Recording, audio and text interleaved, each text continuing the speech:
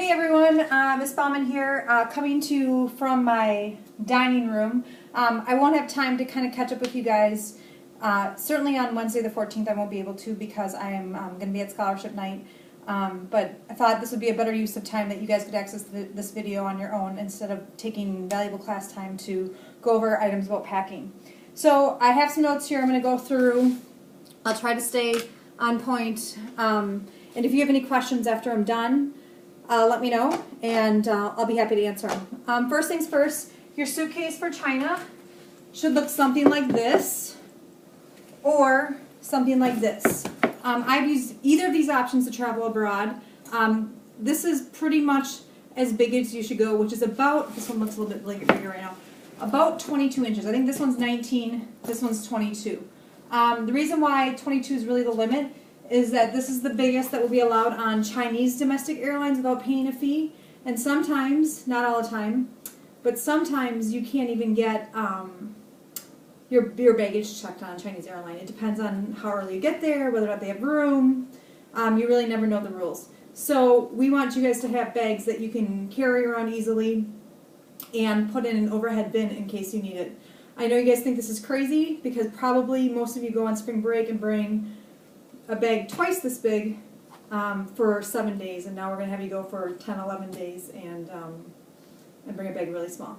I can tell you that this bag right here spent, well, almost 3 months in Europe with me in 2007. So I'm telling you it can be done. I'll show you a little bit more about how to pack things and how to be smart with what you pack as we proceed here. So these are the two suitcases I recommend.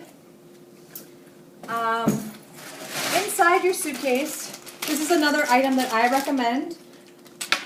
They're called vacuum bags. These are from Target, and I think they come in packs of 8 or 10 or 12, something like that.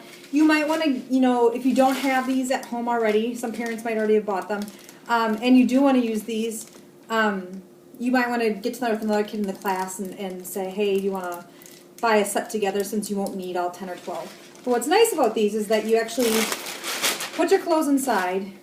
You then seal the bag, and then you push the air out towards the bottom. You can kind of hear it going out, and then it vacuum packs your clothes.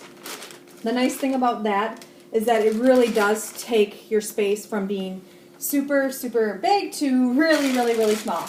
I usually do one bag for tops, one bag for bottoms, and then as my clothes get dirty, one bag becomes my clean bag, one bag becomes my dirty bag until I launder my clothes or until I wash them in a sink or anything like that, and I'll tell you a little bit more about that in a second.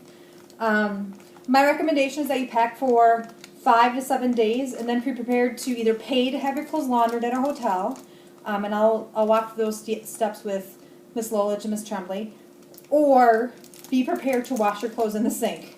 Again, probably another new concept for many of you. That's what the students have done on every single summer student we've ever done. Is, bring a little bottle of laundry detergent and be prepared to use that to wash some of your clothes along the way. If you have a 3 or 4 day stay in a single hotel, it's perfect because you can wash it on day 2 and it'll be dry by day 4 and so on. So vacuum pack bags are great. Be prepared to wash your clothes along the way either by paying someone to do it or by doing it yourself. So packing for 5 to 7 days. Of that 5 to 7 days, you need to be prepared to have one semi-formal, I don't even want to say semi-formal, appropriate outfit for your school visit on June 4th and then your visit to Cargill on June 10th. So what does that look like for you guys? It's included in that email I sent out on Friday, but basically for boys it's pants and a nice shirt. Now it doesn't have to be a button-down shirt with a tie. It could be a golf shirt, polo shirt, that's fine, or some other type of shirt that isn't like a t-shirt. And it's absolutely fine. They know that you're traveling, so it's absolutely fine if you want to wear your tennis shoes with those pants. That's no problem. Girls, you can follow the same guidelines. If you just want to wear pants and a shirt, no problem. Or feel free to wear a dress or a skirt. Thank God for knit dresses because they really work in these situations. They pack well and they don't get too wrinkled and things like that. Please just make sure that the length of the skirt is appropriate, and that the shoes you wear with that outfit are being prepared to walk, because you will walk a lot no matter where you are in China. I think a lot of girls in the past bought these really super cute outfits and then struggled because their feet were killing them because they wore kind of dumb shoes. So, you know, a cute knit skirt, knit dress, and your Toms, great, no problem. Just something to keep in mind. Another thing about the small suitcases is that you will be prepared, or you should be prepared, to always be carrying your own bag. No one will ever carry your bag for you. They might have some doorman at some hotels, but if you ask that doorman to carry your bag, you should be prepared to tip them. So I recommend that you carry your own bag. So you want to make sure that it's light enough and small enough that you can do that throughout the trip. All right. I've got my first 3 done. Not too long. All right, so if I were going with you, this is what I would be bringing. I would be bringing my bag, my 22, 27-inch bag, and then I'd be bringing my backpack. As you can tell, this one already went to China. I've got a little Chinese symbol for happiness on my bag from the last time I was there. This bag is what went on the airline with me, on the airplane with me. It's the bag that kind of was my big bag that carried most of my larger items. I had to bring a computer, so that's what I carried in there. But this bag usually stayed at the hotel for me. My day pack, the thing I brought with me, looked more with something like this, which was you can tell how I store everything, which was a lighter, airier. It gets super hot and sweaty, so you kind of want something that's light and airy. You're not going to be too heavy on your back. Bag, and this would just carry the camera, my first aid kit, which Miss Lolich, Miss Tremblay will have. What else will it carry? A bottle of water. Real basic things, maybe a snack and maybe a granola bar, but it was rarely full. And Miss Tremblay and Miss Lolich have been instructed over and over and over again. They will not carry anything for you. This is just as much of a trip about culture and understanding as it is about responsibility and learning how to travel on your own. So everything that you want to take with you every day, you'll be in charge of. So keep in mind that you need something like this. We talked about this at the last class. A bag like this with the drawstrings is another really helpful day pack. You can put your camera in here, a bottle of water in here, and you'd be good to go. I have 2 of them. If anyone needs to borrow one, let me know. I'll be happy to loan them to you. I'm trying to think else. For girls, I might recommend a kind of over-the-shoulder purse if you want to have a purse with you. That would just carry a wallet and, you know, any items that you might need.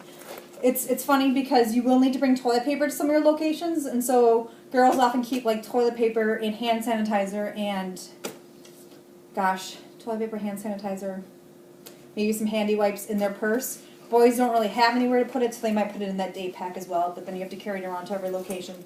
You know, a day pack can easily be left on the bus, and it'll be secure because there will always be a bus driver in there and watching your stuff.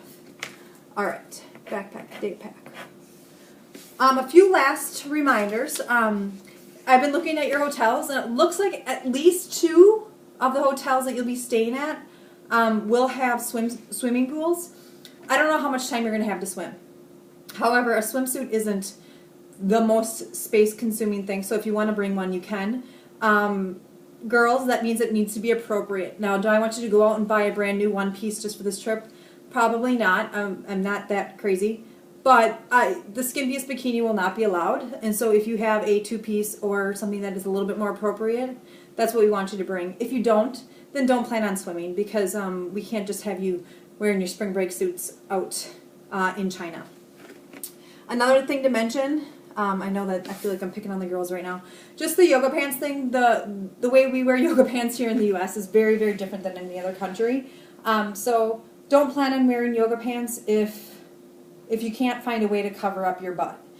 So make sure that any shirt you wear with your yoga pants comes well below your butt so that nothing is too tight or too revealing. So please keep that in mind as well. What else? Oh, a rain jacket. A rain jacket works out really, really nicely for a trip like this. If you have a rain jacket, I would recommend bringing it. You don't have to go buy one. But if you have one, bring it because it's very, very packable. They fold down to practically nothing. And, you know, throwing your rain jacket on top of a long sleeve t-shirt or on top of something else can really actually be a source of warmth. So it's often a good idea to have something like that. If not, you know, a lot of people will bring things like this because it's comfortable and it's versatile. When I went to Peru last year, I wore this with everything. It was the only thing I had with me besides my jacket because it was actually cold there. So something, just bring one thing to keep you warm though. Don't plan on bringing multiple because you won't have room in your bag. Another thing, boys, this is probably more for you. Try to avoid bringing jeans or heavy sweatpants. You'll regret it because yes, you might wear them on the airplane to China and then you'll never wear them again. And they're super, super, super space consuming and they're super heavy and you'll regret it. So if you have lighter fabric sweatpants, that's a better option. Or lighter fabric, like those tearaway pants, warm-up pants, that might be a good idea. Jeans can just stay home. It's going to be warm there when you go there and you probably won't need them. So if you ever needed pants, you could just wear those dress pants you have for the dress-up days that are at Cargill in your school visit. Just a few reminders. No computers. Don't bring a laptop or anything like that. There's no need for it. There are computers often in your hotels, and there's just really no need for it besides the fact that it does draw thieves. So don't do that. Fancy jewelry, the same thing, especially in Shanghai when you guys are in the subways and things like that. Just like in New York, you don't want to bring really fancy jewelry into the subways. It just calls attention to you. Leave your nice jewelry at home, and you'll have it then after the end of the trip instead of it being stolen or lost. No need to bring bug spray. I'm not sure if the packing list said that on there. That was probably put together when we went to a more mountainous region of China, the first 2 trips. And you guys will be pretty much staying in the city, so no need to bring any bug spray. And then, again, this is probably for more the girls, but maybe not. Consider not bringing electrical hair accessories, so flat irons, curling irons, blow dryers. Try to figure out a way to live without those things. A lot of your hotels will have a blow dryer, but the other things are just, they're difficult because even with a converter, they don't always work in your hotel, and then you end up carrying around something that you really don't need. So you guys can see my beautiful weekend hairdo. That would be how you would see me a lot in China, is a ponytail, just to kind of keep my hair on my face because I can't blow dry it or flat iron it when I'm there, and it's one less thing to bring along. I think that is everything. So like I said, plan on packing for 5 to 7 days and then reusing those clothes. Bring basics, blacks, grays, things like that are really helpful. Just basic t-shirts, these are fine. This is one of my favorite t-shirts to travel in because it dries so well.